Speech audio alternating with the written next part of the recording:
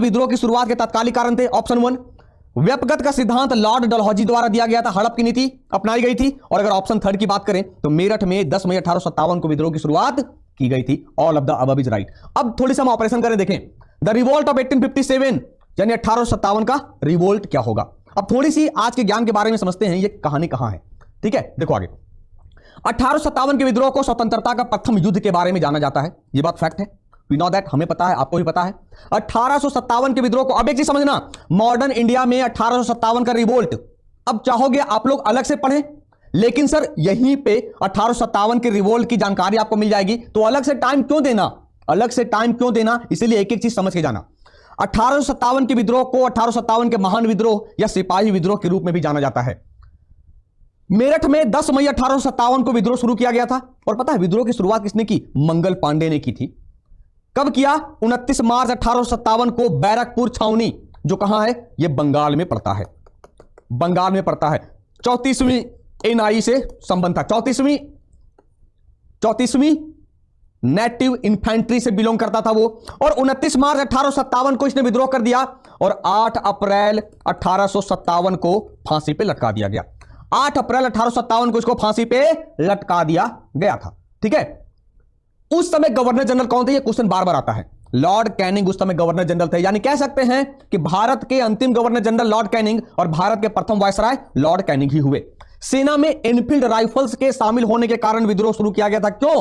क्यों आखिर Enfield rifles का पुरजोर विरोध किया गया?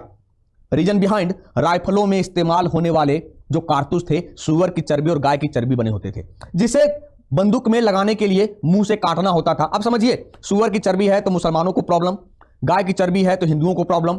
इस कारण से मंगल पांडे ने विद्रोह की शुरुआत कर दी। ठीक है, 1857 के विद्रोह के बाद भारतीय प्रशासन को 1 नवंबर 1858 की महारानी की उद्घोषणा के द्वारा ईस्ट इंडिया कंपनी के हाथों से ब्रिटिश क्राउन में हस्तांतरित कर दिया गया था। ठीक है, अब क्वेश्चन नंबर 18 ये रहा, which of the following is correct, निम्नलिखित में से कौन सा सही है? Vitamin B7 is known as vitamin B7, folic acid is known as vitamin B7। Lucy Wills British रुधिर विज्ञानी थी। विलियम लियोनार्ड विल्स को गर्भवती महिलाओं के लिए प्रसव पूर्व एनीमिया से बचाने के उपाय की खोज के लिए जाना जाता है। ऑल ऑफ दिस, ये सभी। चलिए क्वेश्चन नंबर 18 क्या होगा बच्चे?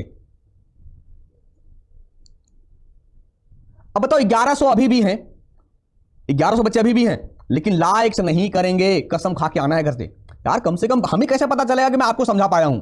बच्चे फंस गए, फिर आप लोग फंस गए। सर विटामिन की क्लास लगाया, फिर भी मैंने कहता हूं ना रीड एंड रिवीजन, लेकिन करेंगे ही नहीं। सर विटामिन B7 को बायोटीन कहा जाता है, विटामिन B7 को बायोटीन कहा जाता है और फॉलिक एसिड को B9 कहा जाता है। B7 को बायोटीन, फॉलिक एसिड को B9। और लूसी विल्स ब्रिटिश रुधिर विज्ञानी थी और लूसी विल्स को गर्भवती महिलाओं के लिए प्रसव पूर्व एनीमिया से बचाने के उपाय के लिए जाना जाता है। विलियम लियोनार्ड विल्स इनके फादर थे, यानी ये ऑप्शन नहीं होगा, ये ऑप्शन नहीं होगा। क्लियर हो गया? तो अब चलते हैं, थोड़ी सी आज का ज्ञान आपको पता है। आज गूगल का डूडल, यानी गूगल ने एक स्पेशल डूडल बनाया है। सर हमें जाननी चाहिए कि डूडल है क्या, ये समझते हैं गूगल का डूडल क्या है। Lucy Wills British haematologist birthday is being celebrated by Google as doodle, यानी ब्रिटिश हेमेटोलॉजिस्ट लूसी विल्स का जन्मदिन गूगल द्वारा डूडल के रूप में मनाया जा रहा है। यह बात पता है हमें।